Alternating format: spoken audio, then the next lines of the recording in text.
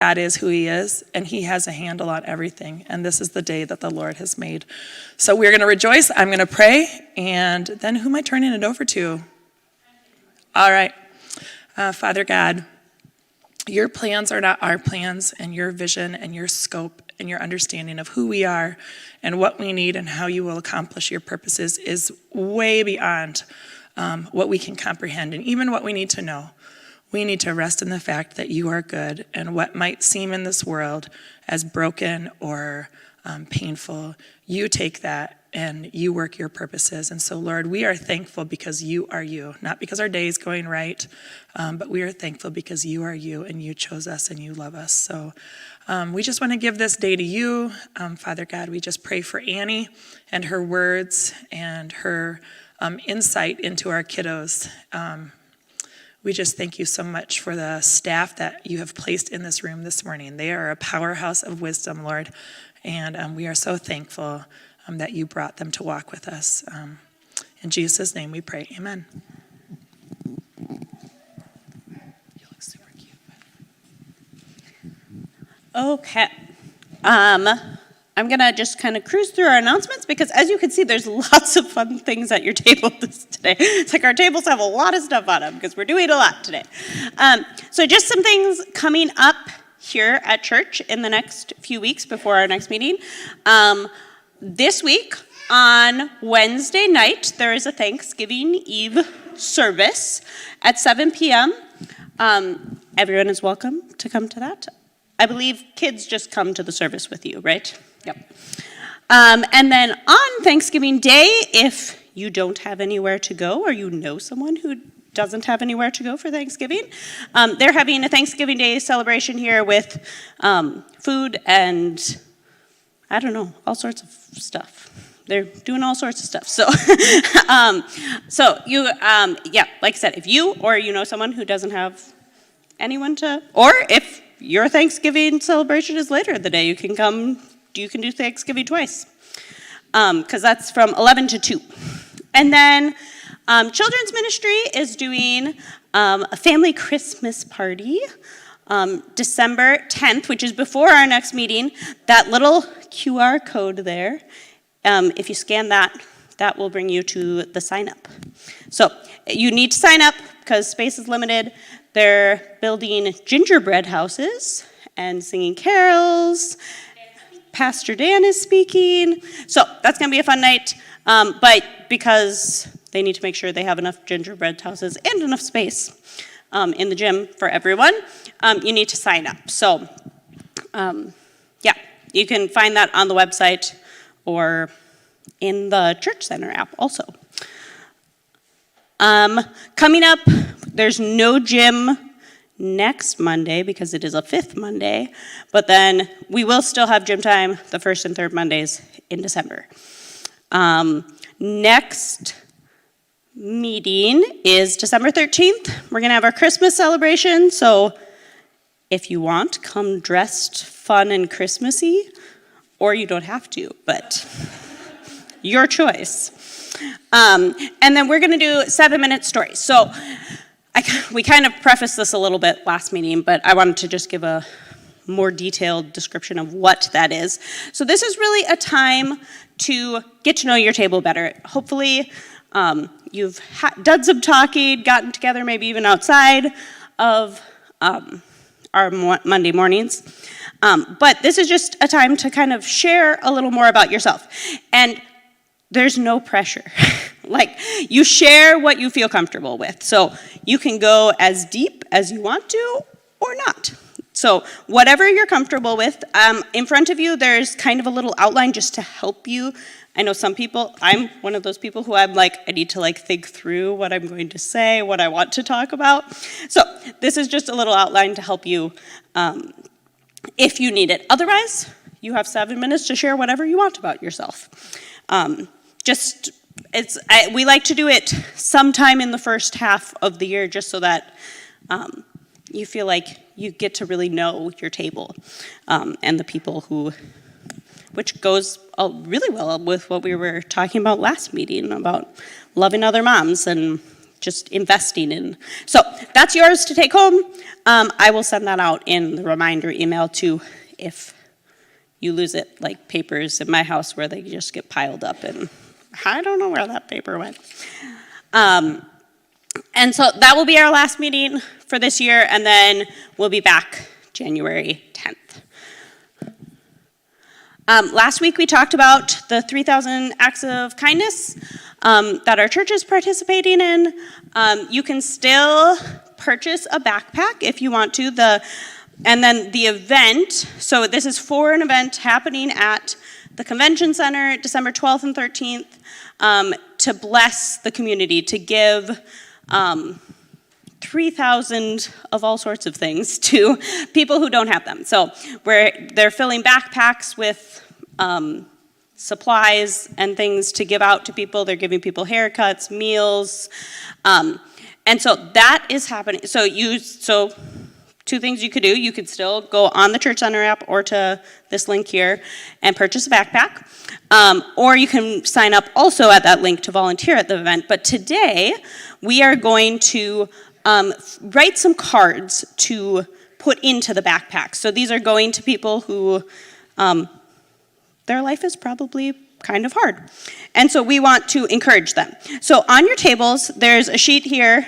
There should be a few copies of it that just has some ideas for things you can write on these notes, and there's a stack of note cards like these.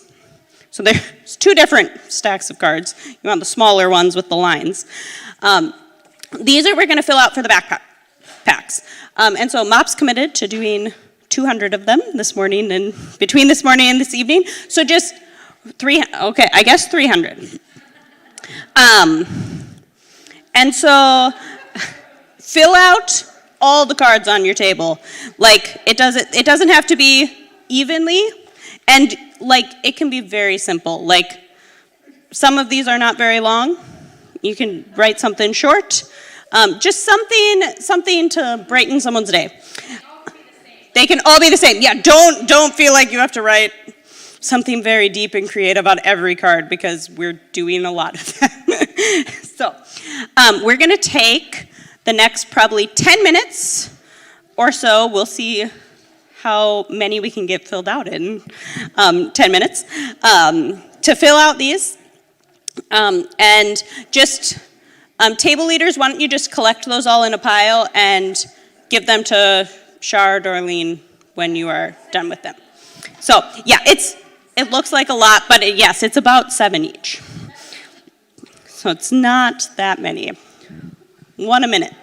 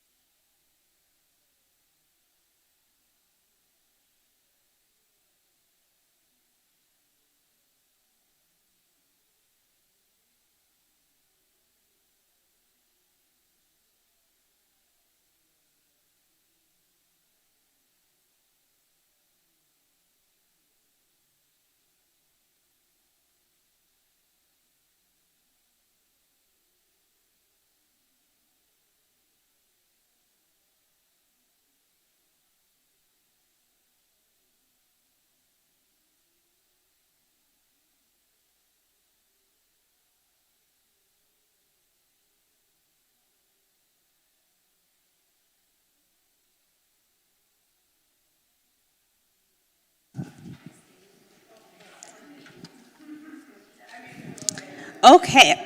If you just finish up whatever cards you're working on, make a stack of them. If you have a few extra, it's okay if you didn't get to them. Or if you really feel like you need to finish them, go for it. But if there are a couple extra, we can just collect those and we can make evening write those ones.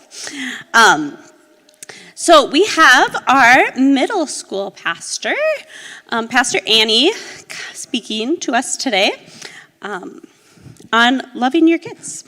So she's going to be up here. Carrie and I have some handouts we're going to come around and pass out. And that's all I have to say. So.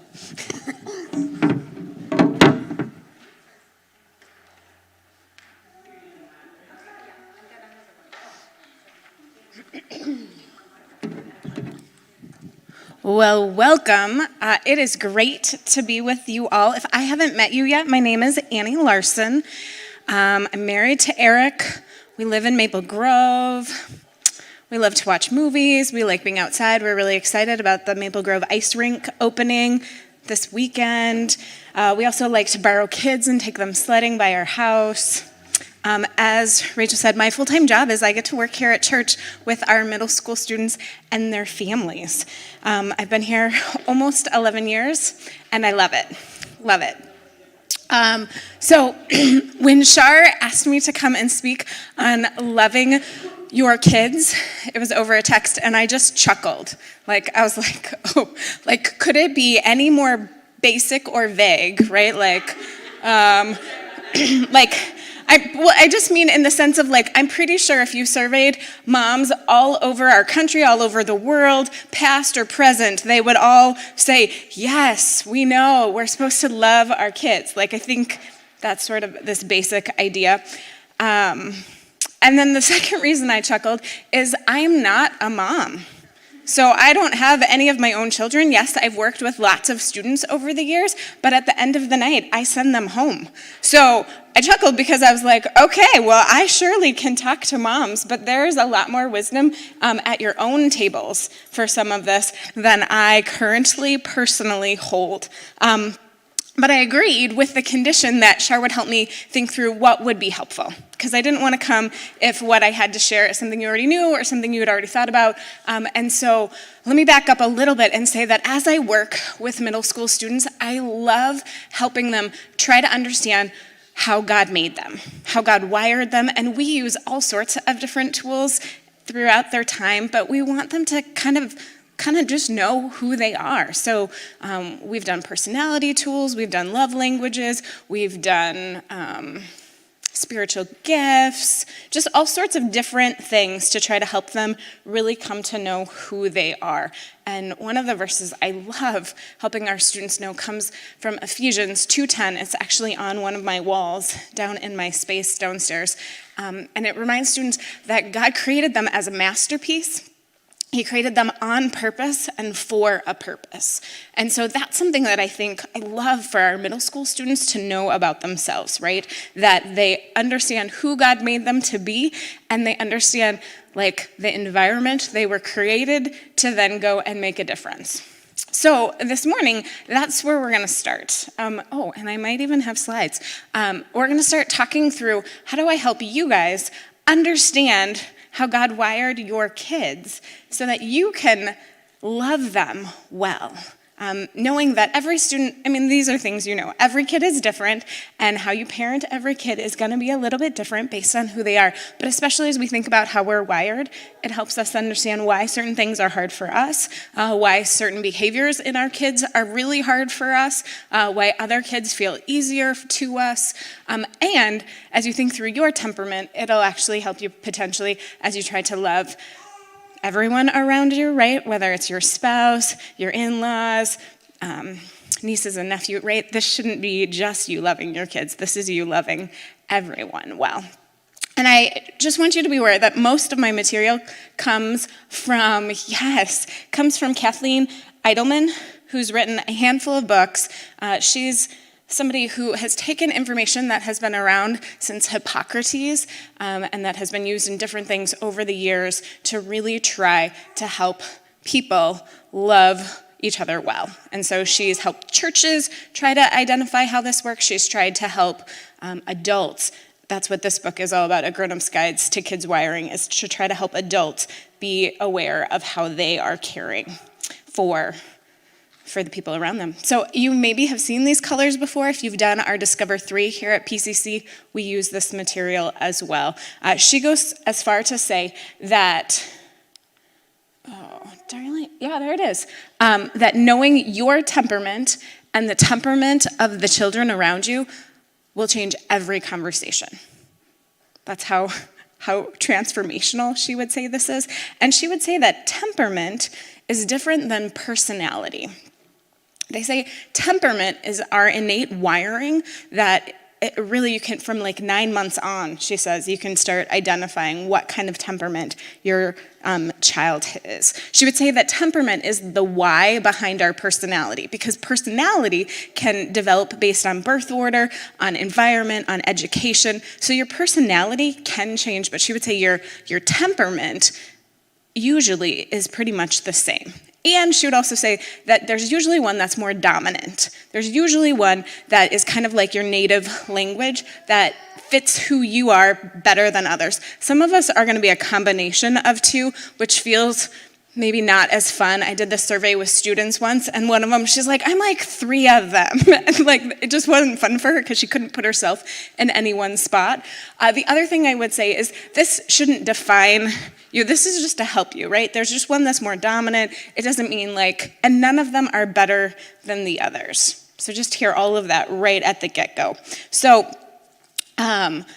So before we can talk about our kids' temperament, we got to think about our temperament. And I thought it might be helpful to just actually let Kathleen in a video walk you through. But you do have 2 sheets on your page, and one of them is to try to help you figure out your temperament. And it's going to have introvert, extrovert, task, or people-oriented. But go ahead and watch this video, and then we'll talk a little bit more. So.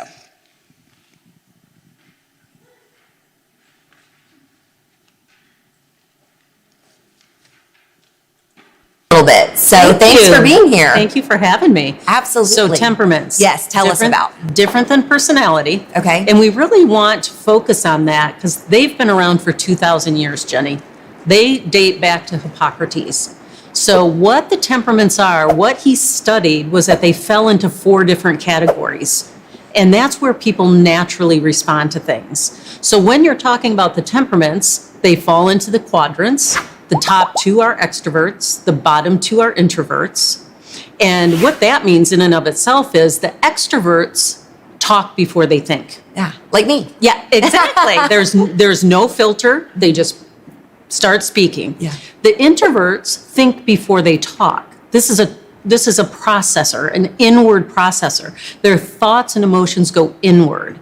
So again, sometimes they have too much filter. So we want to first and foremost break down the temperaments in extrovert and introvert. Then you have people and task. So when you're talking about the task-oriented people or child, they're people who want to get things done. They want to produce something. They want to accomplish something. And the people-oriented, of course, they want to connect. They want relationships. They put people over everything else. So the first layer of temperaments is this extrovert, introvert, people, and task. And that's where it starts because this is innate. Your temperament does not change through your lifetime. It is like your eye color or your fingerprint, where personality is constantly evolving. Yeah. So each quadrant has their own set of uniqueness, their own set of strengths and weaknesses, their own set of, what's special to each temperament. And that's really where it starts when you're thinking about communicating and getting to know another temperament. Absolutely. Okay, so now it's your job. Try to start thinking through yourself. And one of those pages will have you just really think through, okay, which one am I? Am I an introvert? Am I an extrovert? Am I task? Am I people? Like I said, there's nothing better than the other. It just helps you kind of identify. And then what we're going to do is I'm going to turn you over. And actually, I have one more little video that I'll show you because sometimes you're like, well, I think I'm a yellow, but maybe I'm a red. And so they put together this video, and this is the video I actually show middle schoolers to try to think through which color. And so it picks shapes and objects and colors to explain these 4 temperaments. So this might help you if you're unsure.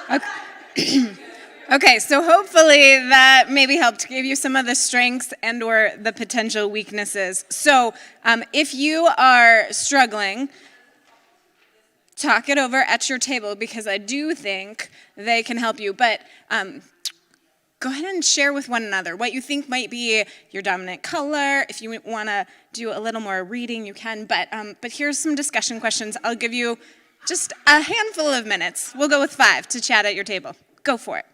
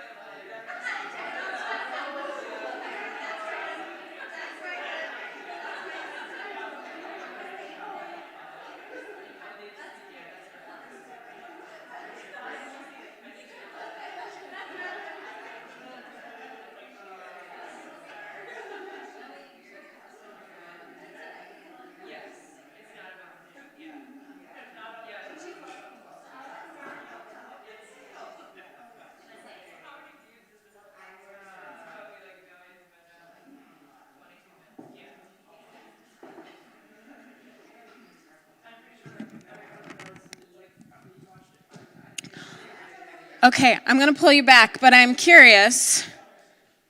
I just want to know who we got in the room. And it's okay if you're still unsure. But who are my yellows in the room?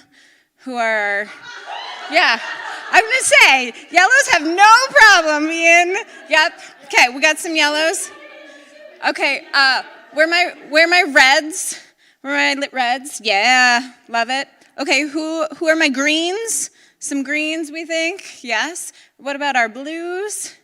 Oh, we are pretty evenly split. I love it. That's fabulous. So, I hope you ended that conversation talking through why it's so helpful that we're not all exactly the same. Like, we really do need each other. And I know I find so much joy in having people around me that are not exactly like me. So I hope that you sense that. But, right, in our families, when we are not all the same, there can be some extra things that make it hard. And so as we now turn our attention to really thinking through, like, how do we identify our kids in our family, what Kathleen does is she interviews kids, and I just thought it was so fun because it sort of like brings to life, oh, this is what a yellow kid looks like or a yellow teen looks like, and this is what a green might look like. And again, we're not all exactly one, and so, but I just found this super fun to get to watch as she interviewed kids from different colors. And so I'm going to just let us watch it all, and then we can talk through how do you identify your own child.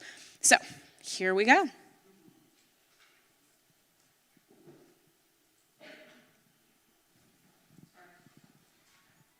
So this is a person that's not going to be shy to share their emotions or feelings, and they're going to want to be around a lot of people.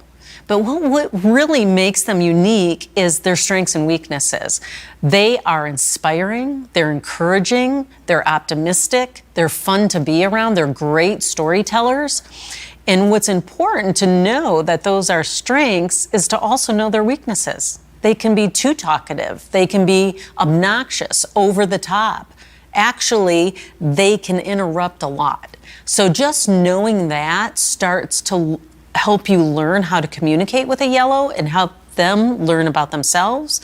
But I've brought some experts. Yes. I've brought some friends with me. Yes. And so let's hear it from them about their strengths and weaknesses. Yes, and you may recognize one of these girls in there because it's one of the triplets. So let's take a look. Yes, it is. You can do this one. Oh, You can do this one. It's just simple little. Nice. Let's Maybe like a. Is that your yay dance? What do you think some of your strengths are? My strengths are like being fun and energetic. So much energy. Like sometimes I have too much energy for myself. I don't know what to do with it. I fidget a lot with like my hands and my feet. Just like jumping around, like. Oh, like that? Yes. I just love like being the crazy one and having fun with everyone. Tell me about your friends. Have a lot of them. They're nice to me. They play with me. They make me feel good. Do you like to be alone? No, not really. It bores me. Yeah. So if you're thinking you're going to be alone, what do? Go where people are. Yeah. You're invited to a big party. Okay. Like a big party. Okay. You know no one. Perfect. Oh, that's perfect. Perfect. That was going to be my. Would you go? Oh yeah. Yeah? How would you do that though? Like you're walking in the door. What's the first thing you would do? What's up? What do you think about chores? Do you have any? Yep. What do you think? Not so fun. Now, what's your least favorite thing to do? I don't know. Thinking. I don't think a lot. Do you ever get in trouble for anything? I don't think there's a day that goes by where I don't get in trouble. Okay. It's just I'm loud. Yeah. Like I even hear myself sometimes.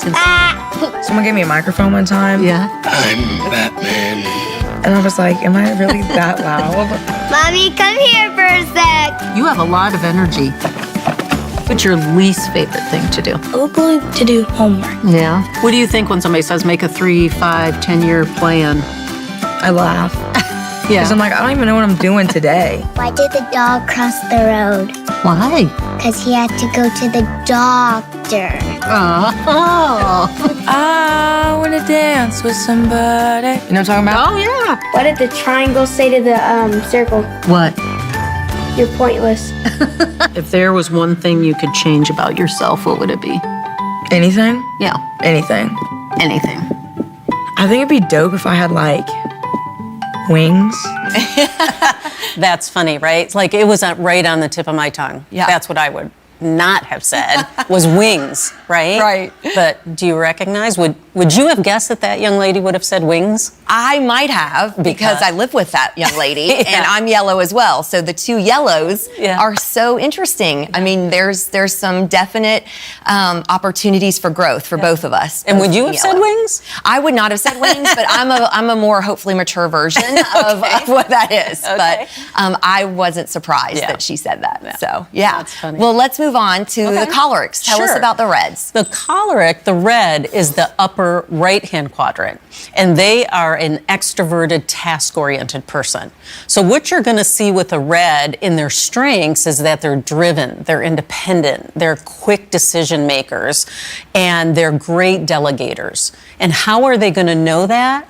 Because their weaknesses are they can be bossy, impatient, intolerant, dislike tears and emotions. So again, in order to see what I see in my office and to really learn the temperaments even visually and hearing, let's take a look at some reds. Yes, I have one of those too. Does everything have to be a competition? And I'm like, yes, and I'm going to win. I like to be in charge and lead. When do you like to be in charge and lead? Always. Always. Yeah, I'm independent sometimes. And then, yeah, I like to be in charge. I do not feel uncomfortable being in charge. It's something that if I see a need, I'm going to go and fix it. Do you ever raise your voice? I think I do a little bit. Yeah, I can come off as bossy, but it gets the job done. What would you say your best strengths are? I'm a really hard worker. I strive to be like the best person I can be. I feel like I can delegate. That is one thing that while I do have a tendency to take over, I at least give a person a chance before I do that. I can delegate it out, but then once they prove to me that they can't do it, that is when I start to take things back. Okay. What do you think are some of the weaknesses that you struggle with? Probably being bossy, impatient. I'm not trying to be mean. I usually say that before I say something because now I'm known as the rude one.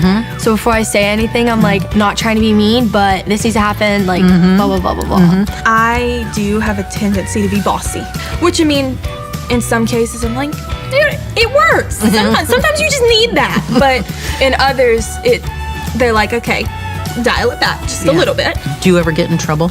Well, yeah. Sometimes I'll want to be the leader and a lot, and I'll just get really frustrated because things aren't going as I planned or something. Do you think that you're misunderstood a lot? Yeah. Yeah? Because of what? The way I carry myself, I guess. Yeah. I just want to get to the gist. I'd rather not talk about something for 2 hours. I'd rather say it in 7 words that gets the point across. Yeah. What do you think you want to do when you grow up? Something with business. Because do you want to be in charge of it? Yeah. Yeah. Yeah. Do you think you would be a good employer? Yeah, I think so. Yeah.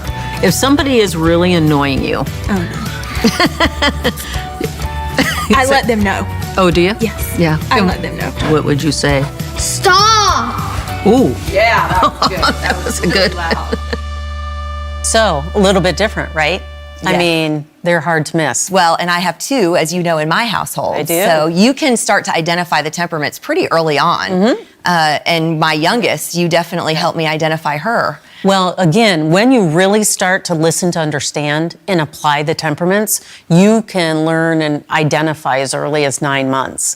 But your little girl, right? She was what, maybe about 14, 16 months. When she was standing up in the crib, right? Yes. Saying, Mommy, Mommy. Yes. Jenny. Yes. Right? Yes. That's a little red. Yeah, and I didn't even know she knew my name. Yeah. So. Well, she was looking out of that crib thinking, how do I start to take control of this family? Yeah. Right? She's been doing that ever since. Exactly. Well, let's go on to our melancholics and our blues. Tell us about them. Well, the melancholy, the blue, is the lower right-hand quadrant. So this is an introvert that's task-oriented. So this, like I said, this is an internal processor, and they want to get tasks done, right? But they're in their strengths, they're very compassionate and empathetic, creative, but they're also very analytical and logical in their thinking. Those are some of their strengths. Some of their weaknesses, and these can be tough, they're critical, moody, judgmental. They can really take every story remembering the negatives. So again, the best way to do this is to see it in action. So let's watch some of my blue friends. Let's do it. I hold high expectations for myself. Do you? Yeah. I'm very sensitive. I'm like a perfectionist. Yeah. I just kind of feel a little bad for myself. I like to be early rather than late. I want A's in all classes. I like to be safe than sorry. I don't like to mess up. What happens when you do? I can be kind of hard on myself. Yeah. What do you think about like big crowds or noise or anything? I'm not a big fan of noise. Yeah. I have a very high nervous system. Okay. I'm nervous about going to school, nervous about, like, usually I would just wake up and then get all stressed out. What is your favorite thing to do? Probably to read a book. Really? Yeah, I really like reading books.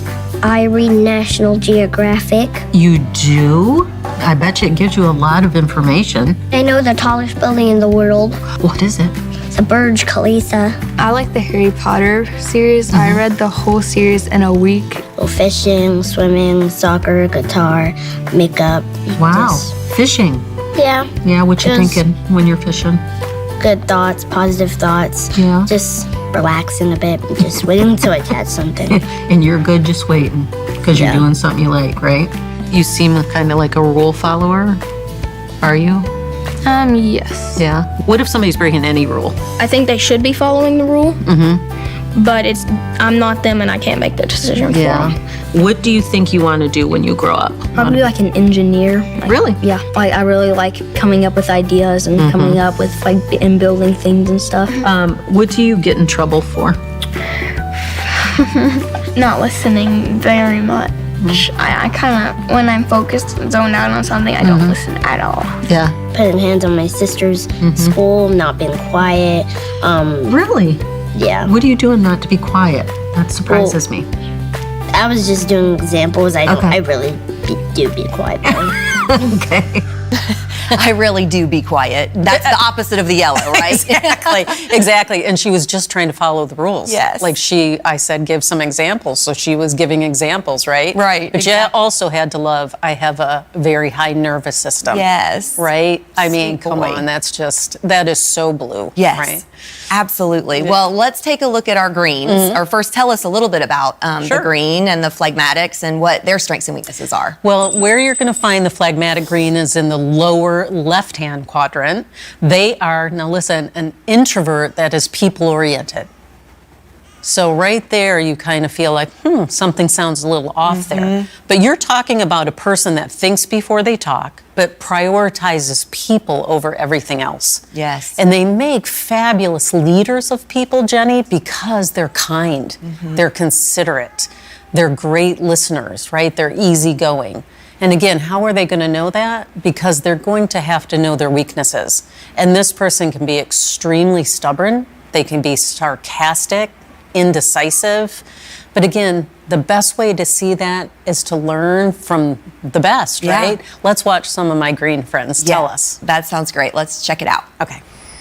So your perfect day, what does it look like?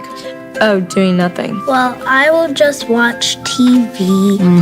I would invite a friend over. Tell me your absolute favorite thing to do. Read. I like getting alone time, just having time to self-reflect. What's the least favorite thing to do? What do you not want to do? Most of the time, it's just get out of bed. Interesting. I mean, I don't like school. Okay. What stresses you out?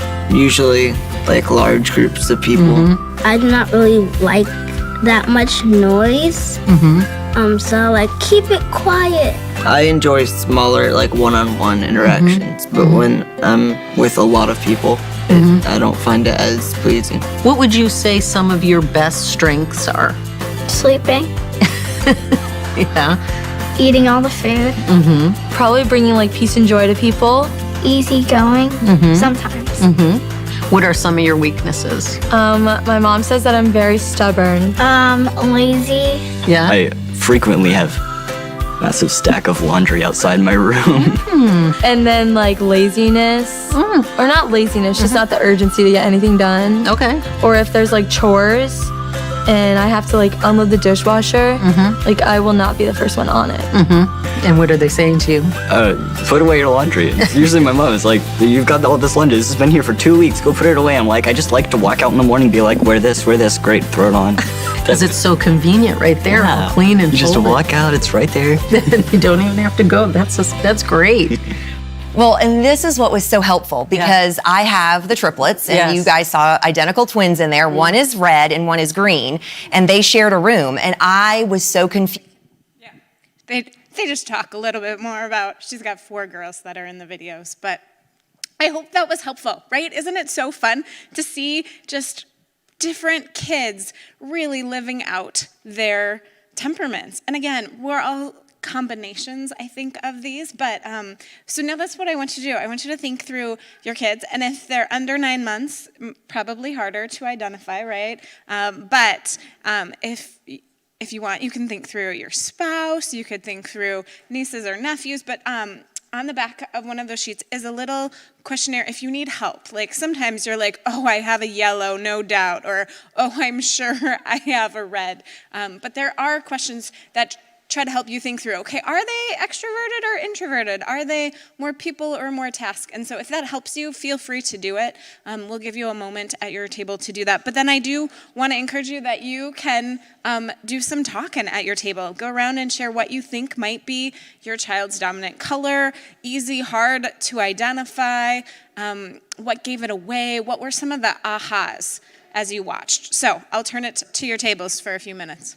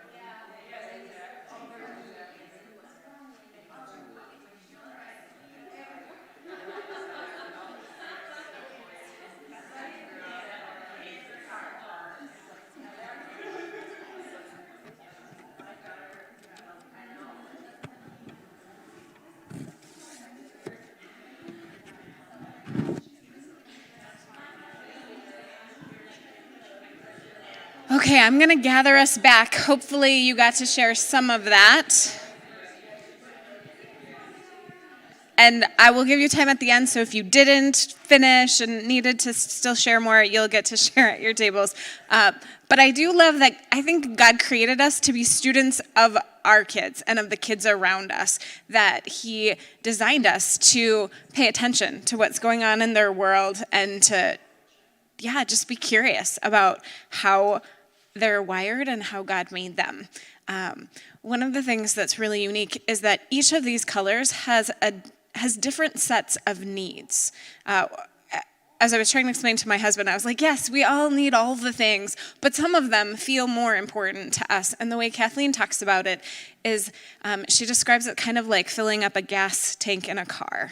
That, right, when your car is full of gas, it operates smoothly and well. When it is getting really close to empty, it can sputter. And I don't know about you, but I've run out of gas before. That's not a great feeling. And I'm sure my car didn't love it. But when it comes to our kids, she would say they have a similar, like a love tank. And the way you fill it is by being aware of your actions and words based on what their needs are, right? When you are filling it based on their temperament, then your child will run smoothly. But when they are missing those, they can start to sputter. She uses the words, they give off signals to let you know that like there's a need that isn't being filled. And typically what we try to do, because all of us do this, is we try to fill our needs with our strengths. So on one of those pages, you have their needs. And so I'm a green, so I can speak from personal experience that I want to feel like I'm worthwhile. I want to feel harmony. And so when things aren't going well, so like when this wasn't happening in my house growing up, when my brothers were fighting with each other, right, I'm going to fill this need of harmony by stepping in as a peacemaker and trying to make things all be harmony again, right? So that was me using a strength of mine to fill this need. But if that doesn't work, then we start using our weaknesses to try to fill the strength or the needs that we have. And so I do, so here they are. A green's innate needs are harmony and feeling of worth. They want lack of stress. They want respect. Our blues are going to really need safety and sensitivity, support, space and silence. Our yellows, they want approval, acceptance, attention, and affection. And our reds need loyalty, a sense of control, appreciation, and credit for work. And so depending on your color, some of the other needs maybe feel like, really? Like, is that an okay need? Is that too needy? And I just want you to know it's not. And so I even put on the Love Your Kids sheet, like what it might sound or look like, because if you're not that color, I think sometimes it's hard to really, like, what does it mean that somebody needs, a sense of control? And so for a red, it might mean that, like everyone's following the plan and they're pulling their weight. And it doesn't mean that they need to be the one driving the car, but the plan is to go to the park, and are we going to the park or not? So, and then what I put over on the far right side of your paper are the signals. They're the weaknesses that show up. So as green, the weakness when my needs aren't being met is that I procrastinate. Man, I'm a master at that, although over the years have learned how to not as much. And stubbornness, those are things that I can try. Those are the signals in my life that my innate green needs aren't being met. Married to a blue, and I can tell you that they can be silent and they can be moody, right? That's the signal that things aren't their needs aren't being fully met. Reds, they can use tone and volume to tell you that things aren't being met. Yellows can use flattery, they can use charm. So again, it's just, there's not time to dive into all of this. And if this is fascinating to you and you're like, oh, I need more info, what's cool is Kathleen just has given away most of this information. There's a QR code on one of those pages that you can go to the website and you can essentially just download all of the things. So if you're like, I have a red kid, I have a yellow kid, you can download all the info about both of them, about their strengths, about their weaknesses, about things to say to encourage them, to fill their tank, things that maybe you should avoid saying to that color kid because it won't fill them up. Her book has just some great stories, and so I'm going to give us a couple of them because I think it will help us as we think through this idea of like a full tank versus an empty tank. So let's see. We'll start with a signal in a yellow toddler. Signal in a yellow toddler. So you're at the playground with your 4-year-old who's a yellow and her baby brother. And so while you're chatting with another parent on a bench, your daughter repeatedly interrupts and begs you to play with her. Okay, right? They're extrovert, they're people. She's playing alone, so she's trying to get you to play with her. You patiently explain that you can't leave your baby unattended, but 3 minutes later, she's back, urging you, begging you, and whining. It would just be so much more fun if you would play with me, please. Right? Okay, so what Kathleen would say is, okay, pause, don't react right away, and think like, what needs aren't being filled? Well, so she doesn't have your attention, right? You're talking to someone else, you're not watching her, so she's not getting your focused attention. And affection, right? She doesn't understand that there's a safety issue. You can't just leave her baby brother, but it feels like her baby brother has won the prize of your time and affection. So how can you build your yellow up, right? So you pause and you explain. It says, oh, it seems like you really want to play with someone. It's no fun that I'm sitting here on this bench. You are such an adventurous big sister. How about you climb all the way to the top, and me and your brother, we're going to watch you, and we bet you can make it to the bottom, right? So you're encouraging her love for fun, but you are giving her that attention she needs, and including baby brother in it as well. Yes, that sort of makes sense. Let's do a blue. So in a blue toddler, this little boy is part of a preschool class, and he is super excited because the firefighters are going to come and with a real truck this afternoon. And so the whole class is buzzing with excitement. As the children head to go outside, this little blue boy lags behind. He's told you at least a dozen facts about the fire trucks this week, but today he's a little withdrawn and has to be coaxed to go outside with his classmates. And he refuses to take a turn on the truck when the firefighters turns on the lights and the sirens. He bursts into tears. Okay, so we know this little boy loves trucks, but what are the needs that aren't being met, right? That noise, right? He's feeling like it's too loud, it's too bright, and even the energy from his classmates is what's hard for him, so he doesn't have space and silence, and safety, right? He's never seen a fire truck up close, and so he's nervous about that, right? It makes sense to us. So how do you build this one up, right? If this was the teacher, you could say, oh, those bright lights and that loud noise, that could be overwhelming. Do you want to come over here where it's a little quieter? I know it can be scary to meet new people, but what if I held your hand? What if I went with you to sit on the truck? Because I know you know lots of things about this truck, and you can teach me everything that it does, right? So again, trying to appeal and fill those needs. As I was watching all of this, like a light bulb came on in my life, connecting with the green. So the fight I always had with my mom growing up was that my room was not picked up, that I didn't have a clean room. Oh, guys, it fell out. I'm so sad. I even had a card. This is legitimately the card she gave me when I turned 16, right? She said, here's something fun to do. Write yourself a note. Put it somewhere. It won't be disturbed for the next decade. Yeah, like in the pile of clothes under your bedroom floor, right? Like this was the standing joke that my room was always a mess. She was terrified that when I went off to college that my poor roommate would just hate me because my room would always be a mess. But I'm a green, and greens are people, right? People-oriented. And so my room was the only place people could come into in college. My room was clean all the way through college. It was never messy because what my mom didn't know is she wasn't thinking about my temperament. If she had said, hey, when your friends come over, they're going to hang out up in your bedroom, my room would have been cleaned.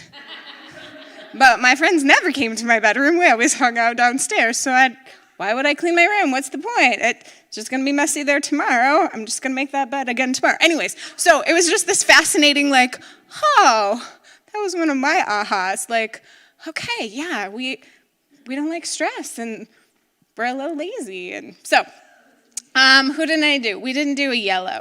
No, we did. A red. Is that what we need? A red story? Sorry. These were all marked, but they're not all here.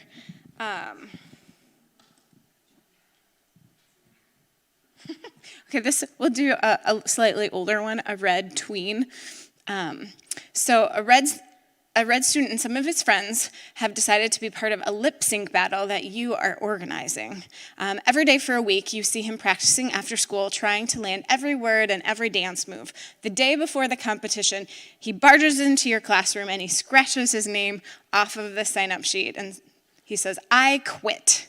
When asked why, he explains that his friends aren't willing to put in the work. No one beside him has a routine down yet, and he refuses to stand up in front of the school and make a fool of himself. Okay, so what needs aren't being met, right? That sense of control, right? He doesn't feel like his group is doing everything. They're not pulling the weight. They're not following his plan. And loyalty, because he feels like his friends are going to make him look bad, right? They're not being loyal to him.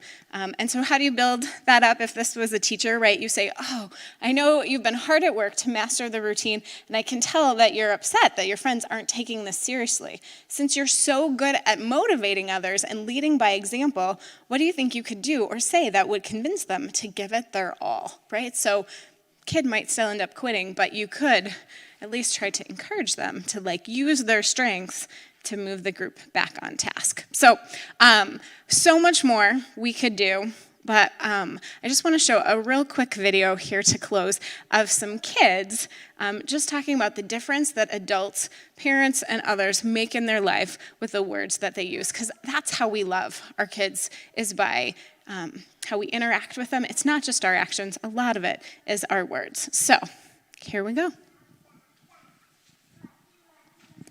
Honestly, if everybody in the world was as kind as you, we would live in a great place. Yes. Thank you for doing that.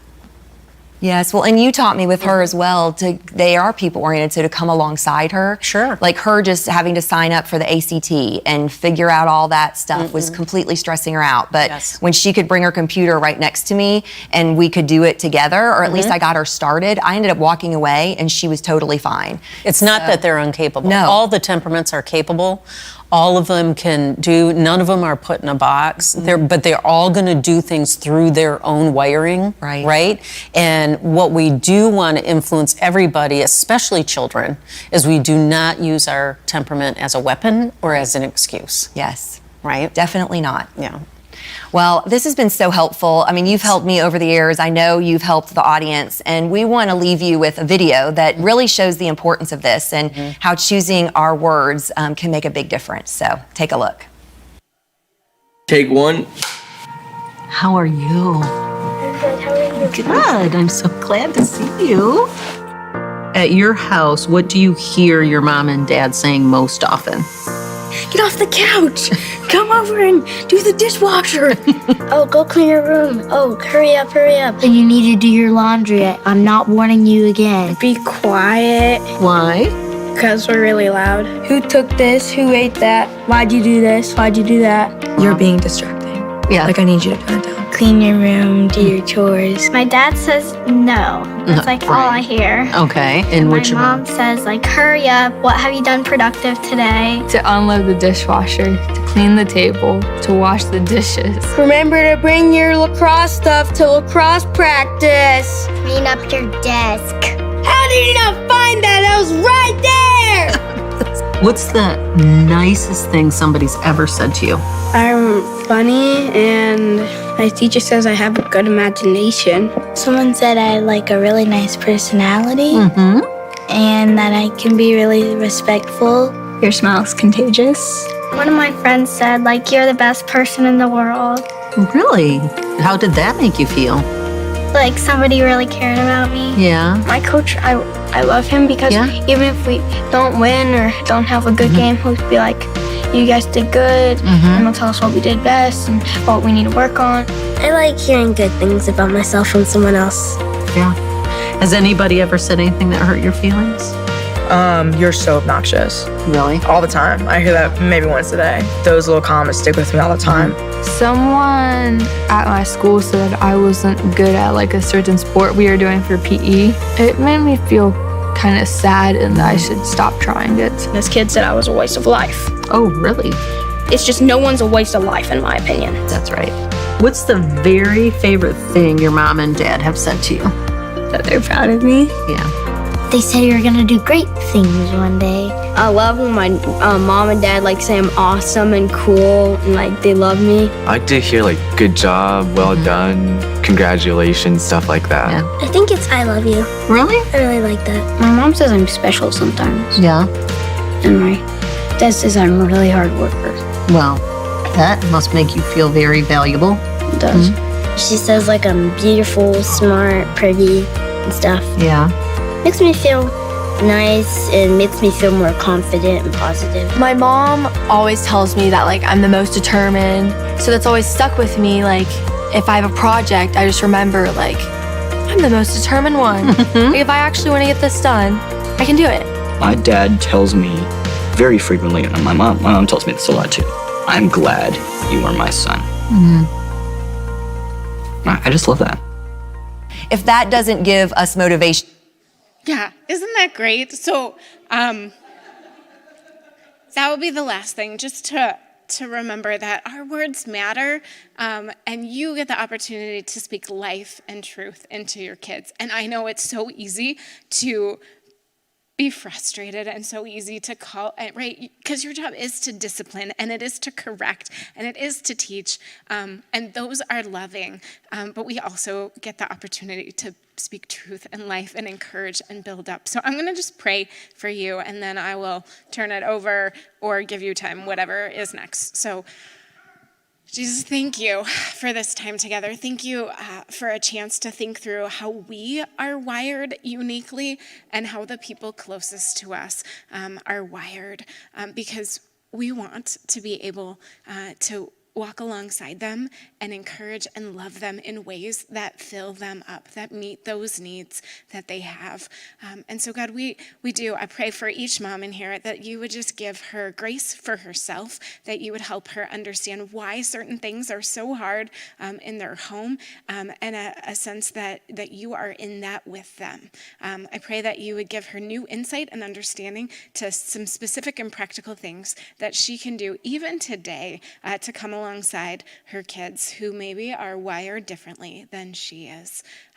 God, thanks that you have entrusted these lives to these ladies, that you have called them to be mom, and that you have given them what they need, and that you want to help them every step of the way. We love you. Your name we pray. Amen.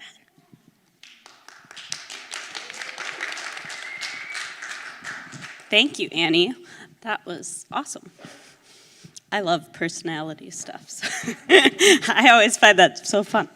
Okay, so we do have one more activity that actually goes really well with how we wrapped up, which is awesome. So on your table, there's frames, and then there's these frames, and then there's some colored paper. And so everyone can have one frame per child. So however many, there should be extras. So for however many kids you have, you can get a frame for each of them. And then you probably won't have time to finish this before we leave, but on those you're gonna write some encouragement for your kids, really, some truths, like we talked about right at the end there. So you can either write your kid's name and write words that go with the letters of their name that are truths about them, or a Bible verse. And I think it's really cool talking about their personalities too. Can think about what are some things that for their personality would be really encouraging. or truths they need to hear. So you have a little bit of time to do that, wrap up in prayer. We've got like 20 minutes before we have to pick up kids. So I'm going to hand you over, and then you can, just wrap up at your tables.